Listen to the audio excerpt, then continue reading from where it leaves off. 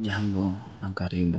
mpenzi mtazamaji popote ulipo, yanayojiri sasa hivi katika meza zetu za habari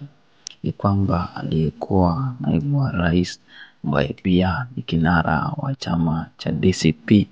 aonekana kukita kambi katika maeneo ya Mbeere North, huku akiendeleza shughuli zake za kampeni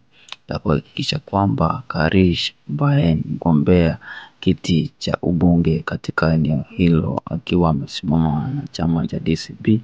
ameweza kuteuliwa kuwa kiongozi wa eneo hilo. Atembea kutoka nyumba kwenda nyingine, huku akiwaweza kuongelesha watu kuhakikisha kwamba wameweza kumteua kuwa kiongozi wa eneo hilo, jambo ambalo limeweza kuwafurahisha wengi, huku wakitabasamu, wengine kusimamisha magari kuhakikisha kwamba wameweza kuzungumza naye ama kuweza. Jiunge nami kila wakati kupata habari kemkem.